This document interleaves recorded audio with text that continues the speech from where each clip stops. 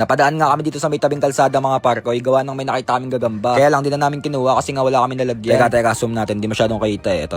Yan. Malaki na din to guys, so kaya lang putol ata yung galamin niya sa may unahan ata o sa gitna. Sayang, napakaganda sana guys, so wala lang kami nalagyan eh. Oh, laki. Mamaya natin kunin guys. Wala kami nalagyan, tumesting lang naman kami. Mamaya natin kunin. Tayo sa kabila dito naman kami lumipat guys sa may kabila dito sa may pinapangalawan namin dati. Tingnan yung dala naming ilaw pre. Ano to, emergency light to sa bahay. Tinakas ko lang kanina na wala na kasi yung mga pangilaw sa bahay. Napakalakas nga nitong pangilaw na to guys. Ang problema lang talaga napakabigat ng emergency light namin guys. Napakaswerte nga nung napagparadahan namin guys, gawa ng may naispatan kaagad kami dito. Ito talagang gantong gagamba. Ito talaga yung pinakamasarap ilaban pre. Kung napanood nyo yung vlog namin nung nakaraang taon, nung namumundok pa kami, basta nung nakaraang taon, ganito yung kinukuha namin palagi. Ito tingnan nyo, zoom natin para makita nyo. Ang daming balahibo nito guys. Ayun, napakaganda pre. Sign na to guys, basta naglabasan na yung mga ganito kagagandang gagamba, ibig sabihin pre, babalik na yung era daw ng mga gagamba. Laka nito pre.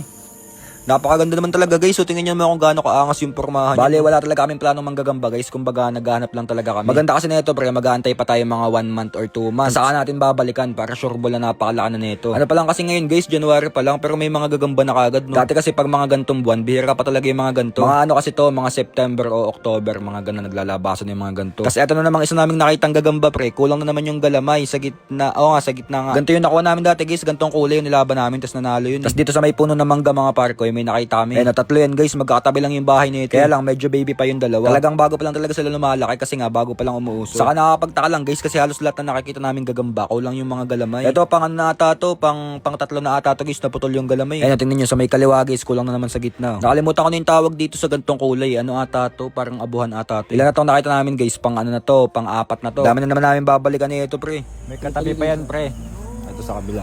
Ito naman katabi niya guys, ano naman to, diuno naman to na kulay pula. Ewan ko dito kung magkapatid to, wala, paras naman silang gagamba. Ito maganda talaga yung paggagagamba nito kasi hindi mailaw. Yung mga nakita kasi natin kanina, di ba kung nakita nyo pag iniilawan natin tumitiklop sila. Pero itong diuno na to, tingnan nyo guys, nakabuka talaga oh. Ganito yung ano, napakasarap ilaban nito guys, kaya lang maliit pa talaga. Kasi ito naman katabi mga parkoy, diuno din, kaya lang iba naman yung kulay. Pero napakasolid nito guys no, ang kapal ng balahibo. Kaya lang napakabata pa talaga guys, tingnan nyo yung sa may pangil niya, ayun oh, may gloves oh. Hindi pa talaga siya totally pangil na matilos. Ito, teka, focus natin. Ayan. Di ba yun, hindi pa masyadong matilos. Tingnan nyo itong iba nating nakuha guys, so ayun oh, matured na yung bibig nila. Ayun oh, matilos na yung pangil, nakalabas na talaga. Kasi ito namang isa na to, may parang gloves pa. Ayan, so sa madaling salita, ano pa to, kumbaga sa tao, ano, baby pa to. Nakatakot nga tong napwesto namin guys, gawa ng ano, bangin pala to. Ayun oh, eto dito sa may ano, madilim na to. Ayan, dyan. Napakalalim pala niyan guys, tingnan namin kanina. Nakakatakot pa yung ano, yung mga huni ng kuliglig, kaya naman. Sa ganito masarap mag-overnight guys no, tapos may kasama kayong ano, outlooms, patay. Napakabisa nga nung ilaw namin guys pag uwi, para kaming naka JDL. Ano ba, giant driving light, kasi di ba yung iba mini driving light, sa amin pre giant.